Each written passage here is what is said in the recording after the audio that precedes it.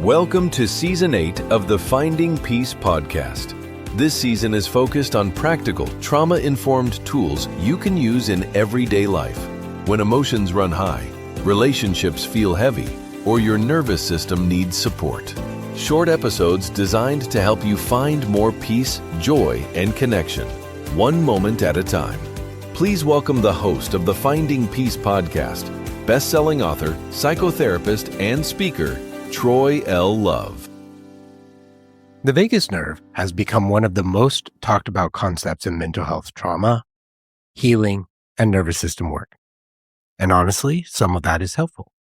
And some of it has turned into noise. Everywhere we look, someone is promising a vagus nerve hack. Cold plunges, ice baths, breathing tricks, 30-second nervous system resets, biohacking devices, 5 easy steps to become permanently regulated. And listen, some of those tools may genuinely be helpful, but trauma healing is not a software update. You are not a broken machine that needs to be hacked. You are a human with a nervous system that has learned how to survive. And survival adaptations are worthy of compassion, not frustration. So today, I want to simplify the conversation. What actually is the vagus nerve? Why does it matter? And what genuinely helps the nervous system feel safer, not just temporarily quieter?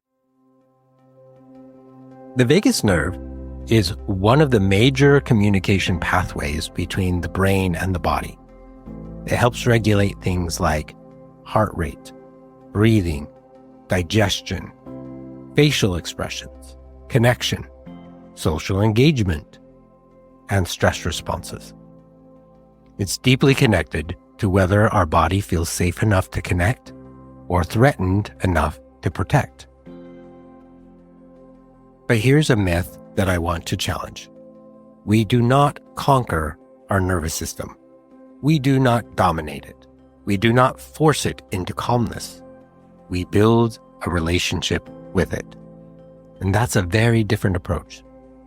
Because many people who struggle with anxiety, shutdown, hypervigilance, panic, emotional numbness, or chronic overwhelm are not failing at regulation. Their nervous systems adapted intelligently to difficult experiences.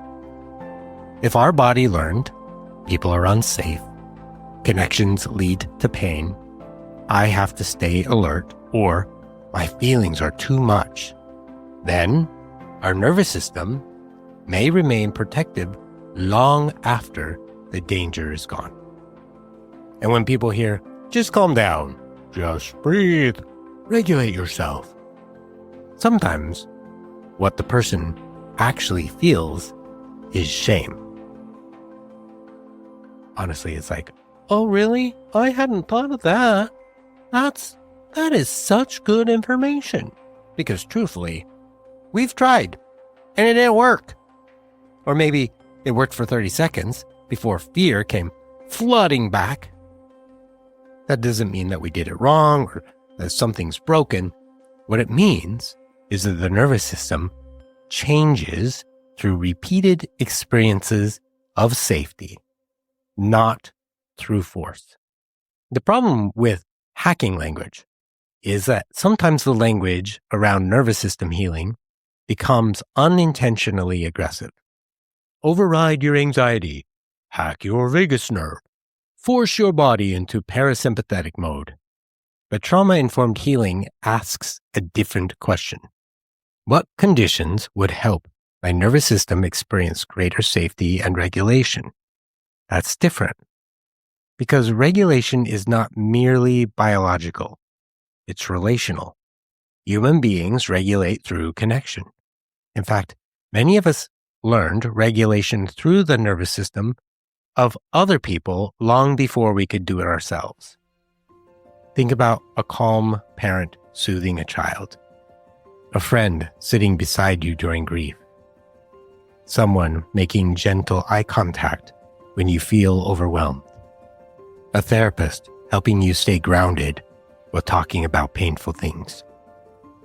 The nervous system constantly asks, Am I safe right now?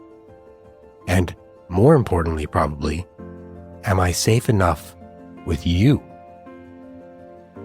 So let's talk about what genuinely supports the vagus nerve and the nervous system overall. Not as tricks, not as magic, but as cues of safety. One way is through slow rhythm. The nervous system often responds well to rhythm. Slow walking, rocking, gentle breathing, music, drumming, swaying back and forth. Not because rhythm is magical, but there's some predictability in rhythm that can then communicate safety. This is one of the reasons why babies are rocked. The body responds to consistency. And notice, trauma-informed rhythm is gentle, not forced, not performative. As we know, some people actually become more anxious when they're told to take a huge deep breath, especially trauma survivors. A large inhale can sometimes feel invasive or activating. So instead of controlling our breath, I often encourage people, let your breath come naturally, and maybe even soften the exhale a little bit, and then breathe in and breathe out, creating a rhythm. Permission tends to work better that way than pressure. Another thing that helps is warm connection. This one matters more than most people realize. Safe connection regulates the nervous system faster than a lot of techniques do. In fact, one time I went to a training where we were taught how to approach somebody who had maybe just lost a loved one in the emergency room. And one of the things that they suggested that we do is bring a cup of coffee with us or a cup of warm soup that we could hand to the other person so that they could hold that, because the warmth of that cup of coffee or soup could help provide some regulation. Warmth doesn't mean just heat, however. Safe connection regulates the nervous system faster than many techniques do, so warmth can mean kindness, gentleness, softness. It's not perfect connection, not intense vulnerability all the time, just safe enough connection. A warm voice, someone listening without fixing, being seen without judgment, being held emotionally. There's a reason why isolation often intensifies during distress. And there's also a reason why many people begin healing in relationships where they finally feel held and emotionally safe, where they feel warmth and love. The nervous system relaxes when it no longer feels alone in danger. Another thing that helps support the nervous system is predictability. Trauma often involves unpredictability.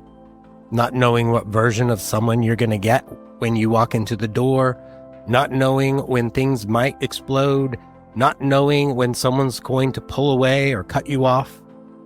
So predictability matters deeply. Consistent routines, clear communication, following through, gentle transitions. Even small things like a predictable morning ritual can help the nervous system settle. Safety is not always dramatic. Sometimes safety is simply consistency. Another thing that helps is vocal vibration and sound. You've probably heard people talk about humming or singing to activate the vagus nerve. And yes, there is something meaningful there. Humming, soft singing, chanting, even laughing, these involve vibration and breath in ways that can support regulation. And again, the point is not, we got to do this perfectly.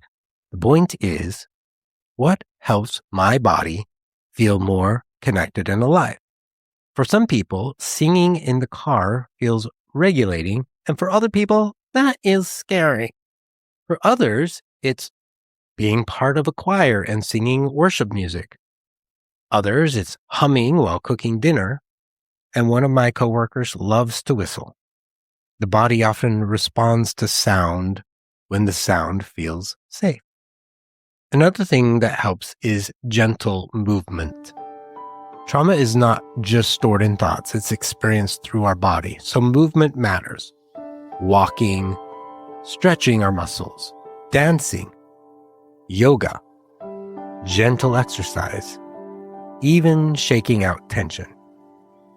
We do that as a way of letting our body communicate. And the way our body communicates is not through words, but through sensations and movement. And a lot of times healing begins the moment we stop treating the body like an enemy and begin listening to what it's trying to tell us. One thing I've noticed both personally and professionally is this. People often search for regulation techniques while remaining trapped in profoundly dysregulating environments. And I understand why, because techniques feel more controllable than do relationships. But sometimes the nervous system isn't asking for a better breathing app. Sometimes it's asking, can I stop finally pretending that I'm okay? Can I finally be around people where I don't have to armor up?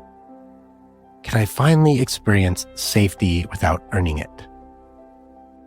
That's deeper work and slower work, but often more healing work. So here's a principle I want to teach today. Connection regulates faster than technique. Yes, technique matters. I use them, I teach them, and they absolutely help. But regulation deepens more powerfully inside safe relationship with ourselves, with others, and even with our own bodies. The nervous system heals through repeated experiences of, I made it through. I'm not alone. I have people in my life that I can depend on. I don't have to fight myself anymore. So, if you've been trying to fix your nervous system, maybe this can be your reminder. Healing is not a performance. It's not domination. It's not forcing your body into calmness. It's learning how to listen differently. Your nervous system is not your enemy. It may simply be exhausted from trying to protect you for so long. And healing often begins not when we hack ourselves, but when we finally begin relating to ourselves with gentleness, consistency, and care. Because healing attachment wounds is not a shortcut. It's a relationship. And remember, you are worthy of love, relationship, and belonging. You've been listening to the Finding Peace podcast.